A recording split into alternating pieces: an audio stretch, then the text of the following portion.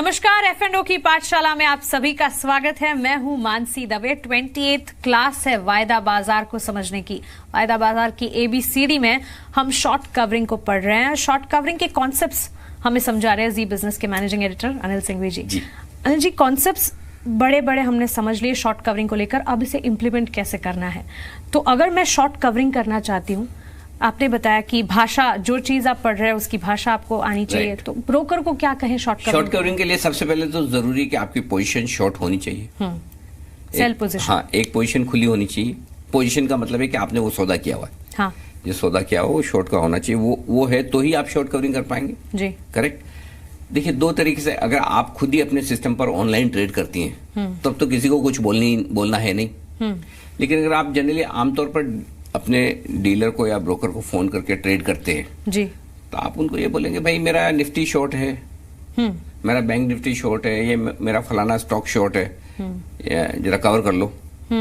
तो सिंपल है, वो समझ जाएगा। चाहे तो आप ये भी बोल सकते हैं कि खरीद लीजिए, बात तो वही है। लेकिन जनरली आप बोल रहे यार, जनरली आप बोलेंगे मुझे शॉर्ट कवरिंग करनी है, तो वो फिर बोलने की जरूरत नहीं कि आपकी पहले की पोजीशन है कि नहीं। अपने आप सामने वाला समझ जाएगा कि हाँ शॉर्ट पोजीशन है, इसलिए शॉर्ट कवरिंग करनी है। तो सिंपल बोल दीजिए मुझे खरीदना है या शॉर्ट कवरिंग करनी है। उसी तरह से बेचने का काम है। अगर आपने, ये तो बेचने का हो गया, अगर आपने खरीदा हुआ है और बेचना है आपको, तो आप ये बोल सकते हैं, भाई मेरी लॉन्ग पोजीशन है, खत्म कर दो, लॉन्ग अनवाइंडिंग कर दो, या तेजी की पोजीशन बेच दो जी। तो आपका डीलर समझ जाएगा आसानी से। ठीक है, लेकिन मुझे कैसे पता चलेगा कि मेरे स्टॉक में शॉर्ट कवरिंग हो रही है, मेरे खरीदे हुए शेयर में? ये इंटरेस्टिंग चीज है और ये पता लगाना आसान काम भी नहीं है। इसके पता लगाने के 2-3 संकेत हैं कि आपके स्टॉक में शॉर्ट कवरिंग हो रही है या नहीं हो रही है। पॉइंट नंबर 1, शॉर्ट कवरिंग का मतलब क्या है? पहले की मंदी की पोजीशन अब खरीदी जा रही है जी। अगर किसी चीज में खरीदारी हो रही है तो वो शेयर ऊपर जाना चाहिए जी, करेक्ट। हाँ। तो पहला संकेत तो ये होना चाहिए कि स्टॉक में ऊपर जाने के संकेत आए। ठीक है, स्टॉक अगर ऊपर जा रहा है, स्टॉक के कैश मार्केट और फ्यूचर्स के बीच का भाव बढ़ रहा है, जिसको हम प्रीमियम कहते हैं जी, ये दूसरा संकेत है। थोड़ी प्रीमियम में बढ़त होनी चाहिए, थोड़ी प्राइस में बढ़त होनी चाहिए। और तीसरा संकेत मानसी जो मिलता है वो शेयर के ओपन इंटरेस्ट से। ओपन इंटरेस्ट, हाँ, यानी कि ओपन इंटरेस्ट हम आगे आपको समझाएंगे कि जो ओवरऑल मार्केट में उस स्टॉक की जो खुली पोजीशन है उसमें कमी आए जी, तो आपको पता चलेगा कि शॉर्ट कवरिंग हो रही है। समझ में आया जी। 3 संकेत मिलते हैं और तीनों एक साथ मिल जाए तो शॉर्ट कवरिंग के परफेक्ट संकेत है। एकदम आप कॉन्फिडेंट हो जाएंगे। स्टॉक का दाम बढ़ रहा है, स्टॉक का कैश मार्केट और फ्यूचर्स के बीच में प्रीमियम बढ़ रहा है, यानी कि अगर 100 रुपए में स्टॉक कैश मार्केट में ट्रेड कर रहा है और कल तक फ्यूचर में 25 पैसे प्रीमियम चल रही थी, वो 50 पैसे हो गई तो प्रीमियम बढ़ गई जी। कल से स्टॉक आज 1% ऊपर है। और तीसरा, उसमें कल जो ओपन इंटरेस्ट था वो ओपन इंटरेस्ट कम हो रहा है। ओपन इंटरेस्ट कम हो रहा है, कम होना चाहिए, ओपन इंटरेस्ट कम होना चाहिए। ठीक है, यानी पोजीशन कम होगी। कब कम होगी? जब पहले ही मंदी की पोजीशन थी तो ओपन इंटरेस्ट बना हुआ था। जब आप अपनी मंदी की पोजीशन काट रहे हैं, शॉर्ट कवरिंग कर रहे हैं, तो ओपन इंटरेस्ट कम होगा ना ऑटोमेटिकली, क्योंकि आपकी पोजीशन तो खत्म हो गई। वो परफेक्ट संकेत होता है शॉर्ट कवरिंग का। ठीक है, तो ये सारे संकेतों को मद्देनजर रखते हुए अगर मुझे ये पता चल गया कि मेरे खरीदे हुए शेयर में शॉर्ट कवरिंग हो रही है या शेयर या इंडेक्स फ्यूचर्स में, ठीक है, लेकिन मुझे जब पता चलता है कि मेरे खरीदे हुए इंडेक्स या शेयर्स में शॉर्ट कवरिंग हो रही है, इसका फायदा मैं कैसे उठाऊं? देखिए, शॉर्ट कवरिंग का फायदा उठाने के लिए आपकी अगर शॉर्ट पोजीशन है तब तो सीधा सीधा आप अपनी शॉर्ट पोजीशन को खत्म कर दीजिए। दिख रहा है कि सामने कोई खरीद रहा है, शॉर्ट कवरिंग हो रही है, ऊपर जाएगा स्टॉक, तो पहले तो अपना लॉस बचाएं खत्म करके। कुछ लोग बड़े स्मार्ट, चालाक, समझदार भी होते हैं। अच्छा, शॉर्ट कवरिंग हो रही है, चलो हम एक काम करते हैं, हम फ्रेश खरीदारी भी कर लेते हैं, बाइंग कर लेते हैं, लॉन्ग कर लेते हैं। अच्छा, भाई स्टॉक अगर ऊपर जाना है, शॉर्ट कवरिंग की वजह से बढ़ना है, तो लॉन्ग पोजीशन भी बना ले।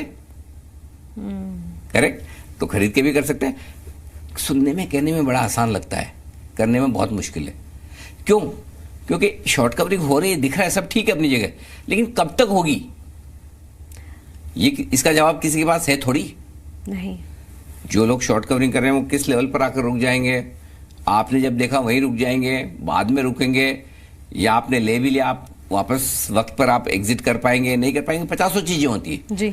बट ठीक है, आपको फायदा उठाना है तो आप फायदा दो ही तरीके से उठा सकते हैं। आपकी मंदी की पोजीशन है, शॉर्ट कवरिंग कर लीजिए, और अगर आपको हिम्मत है और शॉर्ट कवरिंग को देखकर तेजी की पोजीशन बनाना चाहते हैं, बना लीजिए। हो सकता है स्टॉक और ऊपर जाए, इंडेक्स और ऊपर जाए, आप पैसा बना लें। एक सवाल है मेरे दिमाग में, शायद आपको लगे मामूली है, लेकिन वायदा बाजार में शॉर्ट कवरिंग हो रही है मेरी खरीदी हुई पोजीशन पे, क्या इसका फायदा मैं कैश मार्केट में उठा सकती हूँ? कैश मार्केट में जी नहीं। उसका रीजन ये है कि no doubt stock cash market में भी बढ़ेगा और वायदा कारोबार में भी बढ़ेगा, ऐसा तो होगा नहीं कि एक ही जगह बढ़े, लेकिन ये टिपिकल ट्रेड वायदा कारोबार के। कैश मार्केट में आपको शेयर तभी खरीदना चाहिए जब आपको इन्वेस्टमेंट के पर्पज से खरीदना है, या फिर दूसरा तरीका ये है कि भाई वायदा कारोबार में लॉट साइज 10 लाख रुपए की है और मुझे इतने ज्यादा नहीं खरीदने, तब फिर कैश मार्केट, तो थोड़ा कैश मार्केट में खरीद लिया, क्योंकि शॉर्ट कवरिंग होगी और वायदा कारोबार का शेयर बढ़ेगा। भले ही वायदा कारोबार का ज्यादा बढ़े, लेकिन कैश मार्केट का कम भी बढ़ेगा, लेकिन बढ़ेगा तो है ना जी। तो आप कैश मार्केट में सपोज किसी स्टॉक का लॉट साइज 10,000 शेयर का है, अब आपको लगता है 10,000 शेयर 50 पैसा भी ऊपर नीचे हो जाए तो पैसे लग जाते हैं। हाँ, तो मुझे ऐसा नहीं करना, मेरे को तो 500 ही शेयर करना है ट्रेड, तो आप फिर वायदा कारोबार में तो कर नहीं पाएंगे, तो फिर आप क्या करेंगे, कैश मार्केट में भी खरीद सकती हैं। तो शॉर्ट कवरिंग का फायदा आपको कैश मार्केट में भी हो सकता है। जी बिल्कुल। और शॉर्ट कवरिंग के कोई रिस्क हैं? शॉर्ट कवरिंग में कोई रिस्क ऐसे नहीं है। शॉर्ट कवरिंग जो की जाती है वो डर की वजह से की जाती है ज्यादातर, कि भाई शेयर बढ़ सकता है, भाग सकता है, तो इसलिए कर लें। तो आप इसमें एक्चुअली रिस्क खत्म कर रहे हैं, क्योंकि आपकी मंदी की पोजीशन थी। देखिए, रिस्क तो आपकी जैसे ही पोजीशन खत्म हुई, रिस्क भी खत्म। हाँ, जो प्रॉफिट लॉस होना है वो हो गया, बात खत्म, बैलेंस शीट जी, आपकी दोनों असेट लायबिलिटी खत्म, प्रॉफिट एंड लॉस में जो आना आ गया, मुनाफा बनाया तो ठीक, नुकसान किया तो ठीक। तो शॉर्ट कवरिंग करने के बाद, लॉन्ग अनवाइंडिंग करने के बाद आपकी रिस्क तो खत्म हो जाती है, आगे की जो पुरानी हो गई वो हो गई बस। अनिल जी, आपने एक शब्द का इस्तेमाल किया था शॉर्ट स्क्वीज, जो आने वाले चैप्टर में आप हमें समझाने वाले थे, अब बता दीजिए। देखिए, शॉर्ट स्क्वीज को मैं आपको समझाऊं उससे पहले एक सवाल मैं आपको पूछता हूँ। कोई 100 रुपए का शेयर है, ठीक है, कितना गिर सकता है वो शेयर? खराब हो, थोड़ा लगे कि नहीं चल रहा है, खराब हो रहा है, आपके हिसाब से कितना गिर जाएगा? मेरा अंदाज इतना भी खराब तो नहीं होगा, 15-20%, ज्यादा और थोड़ा 25%, 50%, बहुत नुकसान हो जाएगा। हाँ होगा, लेकिन ज्यादा से ज्यादा कितना गिर सकता है? 100 रुपए वाले शेयर 0 हो सकता है, हाँ, माइनस में तो नहीं जाएगा, मैक्सिमम 0 हो सकता है। अच्छा, बढ़ना हो तो कितना बढ़ सकता है?